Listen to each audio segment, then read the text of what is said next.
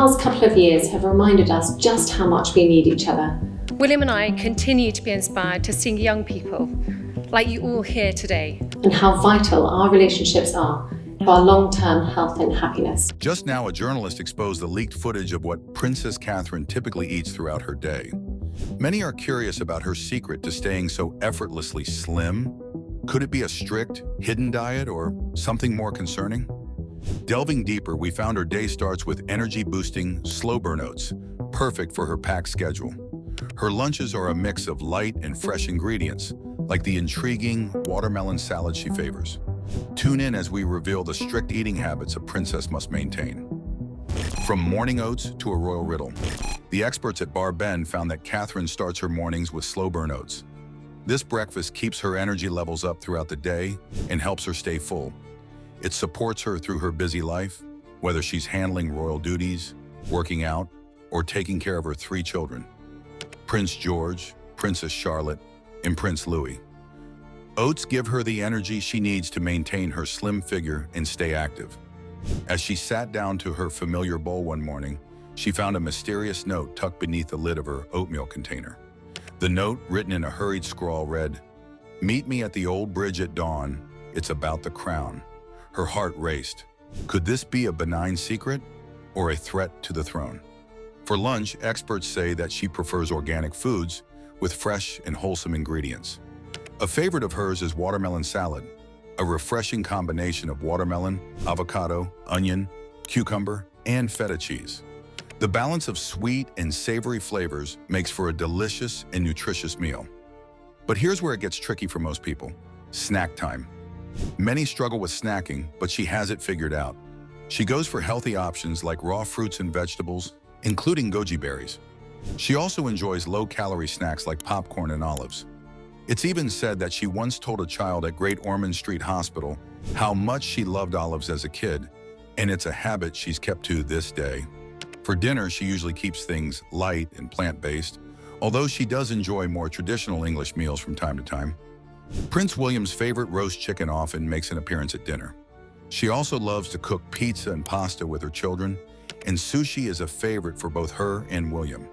She has even tried some adventurous dishes, like geoduck clam served as sashimi, despite royal rules advising against seafood while traveling to avoid food poisoning. When it comes to dessert, she doesn't always skip the sweets. One of her go-to treats is sticky toffee pudding, according to Darren McGrady, a former royal chef. Even with these indulgences, she follows the Dukan diet to stay healthy and fit. This diet has been part of her routine for years, even during her pregnancies with George, Charlotte, and Louis. She credits this diet for helping her stay healthy and in shape through each of her pregnancies. She attributes her slim figure to the Dukan diet, which focuses on eating lots of protein and cutting back on carbs. This approach is designed to help people lose weight quickly and keep it off without feeling hungry all the time. With this diet, you could lose up to 10 pounds in the first week and keep the weight off long term. The diet was created by Dr. Pierre Dukan, a French doctor specializing in weight management. It all started when one of his overweight patients said he was willing to give up everything except meat to lose weight. After seeing many patients succeed with this method, Dr. Dukan published a book about the diet in the year 2000, which became a bestseller in 32 countries, helping many people shed pounds without struggling with cravings. Similar to other high-protein, low-carb diets like the keto diet, the Dukan diet encourages eating lean proteins, oat bran, drinking plenty of water, and walking for 20 minutes a day. The idea is that by cutting carbs, your body is forced to burn fat for energy. Dieters are allowed to eat as much as they want from a specific list of low-carb foods. The diet starts with the attack phase, which lasts anywhere from 1 to 10 days. During this phase, you can eat unlimited amounts of lean proteins like beef, veal, venison, game meats, lean pork, and skinless chicken. It also includes organ meats like liver and kidney, as well as all types of fish and shellfish. Eggs and non-fat dairy products are also allowed, but limited to about 32 ounces a day, which includes milk, yogurt, cottage cheese, and ricotta. Even tofu and tempeh are permitted. But that's just the beginning.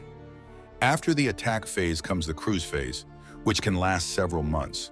During this phase, you alternate between protein-only days and days where you can add unlimited, non-starchy vegetables.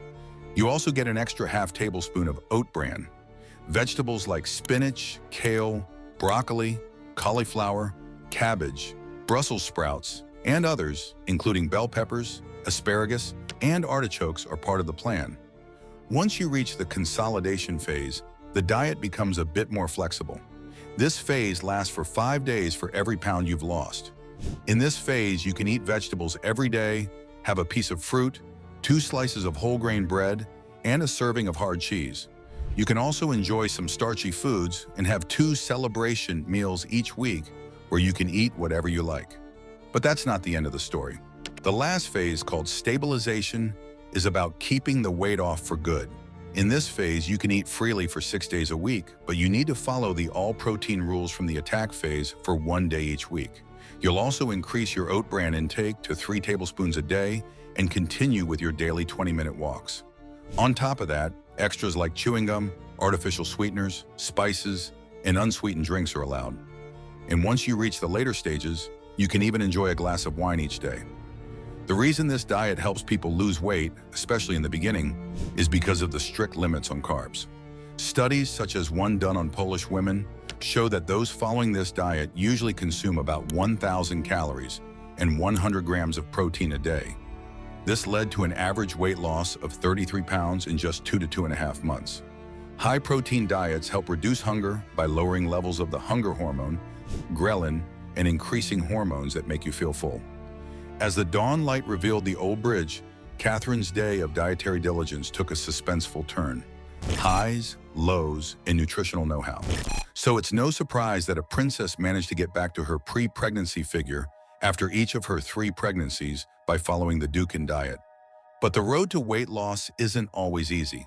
When you're thinking about starting a new diet, it's important to be aware of some potential downsides.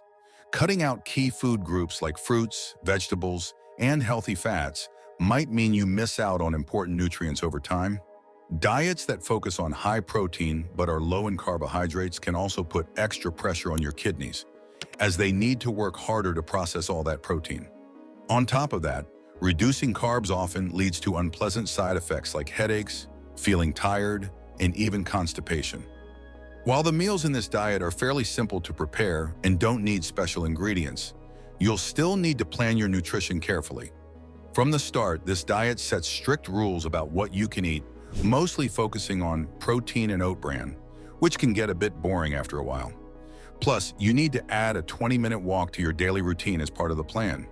The main cost comes from your groceries, unless you choose to pay for extra online coaching services. But here's something to keep in mind. Cutting back on carbs too much can throw off the balance of nutrients your body needs to stay healthy in the long run. Many vegetables are great sources of protein. Kate, for example, enjoys having lentil curry for lunch to make sure she's getting enough. But what about when she chooses sushi? Sushi is packed with nutritious ingredients. The fish provides protein, iodine, and different vitamins and minerals. Even the seaweed is loaded with nutrients like calcium, magnesium, phosphorus, iron, and iodine, along with vitamins A, C, and E. But there's a catch. Sushi usually comes with a lot of salt, and when paired with soy sauce, the sodium content gets even higher. Too much salt can lead to high blood pressure and raise the risk of heart disease. This is why she needs to be mindful of how much sushi she eats. It could end up being harmful to her health. When she gets hungry between meals, instead of reaching for something like chocolate cake, she goes for healthier options like fresh fruits, veggies, or even goji berries. Goji berries, also called wolfberries, come from Asia and are known for their sweet yet slightly tart taste and bright red color. They're often labeled a superfood. However, the term superfood isn't really backed by science and is often just used for marketing. Even so, a small serving of goji berries, about 1 ounce, is packed with fiber, iron, and vitamins A and C, making them a great snack choice. When it comes to dinner, she enjoys a variety of meals, ranging from pasta to roasted dishes. According to a royal correspondent, Katie Nicole, she loves cooking dinner, especially roast chicken, which is a favorite in the royal family. Pasta is also a big hit at the Cambridge household. During a visit to a primary school, she mentioned that her children love cooking and shared a fun story about them making cheesy pasta together. One of her kids would stir the flour, while another added milk and butter, and they even made salads on the side. She also told Mary Berry that making pizza is one of her favorite things to do with her children. They had a great time making pizza, using Mary Berry's dough recipe, and the kids loved it. It's refreshing to see that pasta and pizza are common in their home, especially since some celebrities avoid carbs entirely. She doesn't follow that trend. While some people believe that eating starchy foods will make you gain weight, that's not really true. Starches actually have less than half the calories or fat per gram compared to other types of food. Carbs are an important source of energy and fuel for the brain, so it's good that she includes them in her diet. She's also been spotted enjoying ice cream with Prince William, which shows she's not overly strict with her diet. Her overall approach to eating is quite balanced. She tries to have 3 meals a day, always including breakfast, to make sure she's getting the right nutrients. Her diet includes a variety of starchy foods, and she snacks on fruits and veggies, which provide a good mix of vitamins, minerals, and healthy antioxidants. It's great to see that she often chooses vegetarian meals for lunch. Eating more plant-based foods not only has health benefits, but it also saves money and helps the environment. The key here is that she keeps her diet flexible. She doesn't shy away from enjoying her favorite treats from time to time, which helps her maintain a healthy relationship with food. Being too strict with a diet can lead to cravings and overeating. By allowing herself to enjoy these foods in moderation, she avoids those issues and builds a more sustainable way of eating. It's important to enjoy treats now and then. Without them, sticking to a strict diet can feel really tough over time. The goal is to find a way of eating that keeps you healthy, knowing that everyone's body is different. This means there's no one perfect diet for everyone. She, like many of us, needs a lot of energy to handle her busy life. This is probably why she makes sure her breakfast is healthy and filling. According to a report from Hello, while her kids might start their mornings with cereal and apples, she prefers a warm bowl of porridge. And when she needs an extra boost, she adds something extra to her routine: a green smoothie packed with spirulina. As reported by the Daily Mail, this smoothie is full of healthy ingredients like kale, spinach, romaine lettuce, cilantro, blueberries, and matcha powder. One journalist even tried drinking this smoothie every day for a month. She felt more energetic and noticed better skin, but she admitted the taste was pretty strong. So if you're thinking of trying it, be prepared for a bold flavor. But this wasn't the hardest part. You'll also need to stick with it for a while before seeing any changes. In the next chapter, we'll explore how these diets impact family life and role responsibilities, focusing on the balance between personal health and public expectations. Kate Middleton's snack habits. When it comes to snacks, Kate stays away from sugary treats or chips. Instead, she goes for fruits and veggies. Reports from My London mention her love for nutrient-rich snacks like goji berries and olives, something her daughter, Princess Charlotte, enjoys too. On fun, busy days, Catherine also likes to snack on popcorn. There's even a picture from Hello magazine of the Prince and Princess of Wales at a Brooklyn Nets game in 2014, sharing a box of popcorn. In the photo, Catherine is carefully picking the best popped kernels, a snack time ritual many can relate to. Although she isn't a vegetarian, she often chooses vegetarian meals, showing that she's pretty flexible with her diet. For example, she loves salads like tabbouleh and watermelon salad. While the exact recipe for her watermelon salad isn't known, Hello magazine guesses it might include ingredients like cucumber, avocado, onion, and feta cheese. When it's time for lunch, she usually keeps it light and fresh. One of her favorites, according to Hello, is ceviche, a dish from Peru made with raw fish marinated in citrus juice and seasoned with chili, onion, and cilantro. Other countries like Mexico have their own versions, sometimes using shrimp instead of fish. She and her husband, Prince William, both love sushi. In fact, during a visit to Japan House London in 2018, he mentioned their shared love for it and said they'd probably come back when things were quieter. She has always had a taste for bold flavors. While she was pregnant, she craved spicy Indian curry, a dish she discovered on her travels to India and still makes at home. But not everyone in the family enjoys spicy food. Prince William doesn't share her love for heat. Interestingly, even young Princess Charlotte has a taste for spicy foods, something the royal family has been encouraging since she was just 4 years old. But despite their royal status, they do many typical family activities, like cooking together. Hello magazine shared that she and her kids love making different dishes, with pasta being a family favorite. Macaroni and cheese is always a hit, but Prince George prefers spaghetti carbonara. According to the Daily Mail, the family also enjoys making salads and homemade pizza together. Vanity Fair points out that she hasn't forgotten Prince William's favorite meal, roast chicken, a dish she's been perfecting since the early days of their relationship. But perfecting this wasn't the biggest challenge. Balancing family life with royal duties is still her biggest daily task. In her marriage, Kate Middleton often enjoys making a chicken dish that was taught to her by a former royal chef, Darren McGrady. McGrady, who used to cook for Prince William, Prince Harry, and their mother, Princess Diana, passed down this simple recipe. To make it, you just season a whole chicken with salt and roast it at 425 degrees Fahrenheit for 1 hour.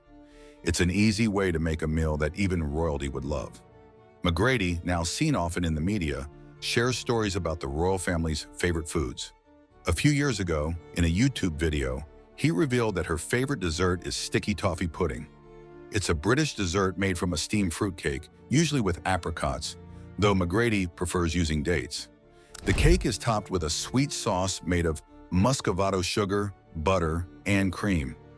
We might think that royal life is all about endless luxury, with fancy meals, lots of money, and traveling around the world. But in reality, there are strict dining rules that would likely feel overwhelming to most of us. Royals have to follow certain etiquette, such as knowing which fork to use for different dishes and holding their utensils in a specific way. For example, they hold the fork in the left hand and the knife in the right while loading food onto the back of the fork.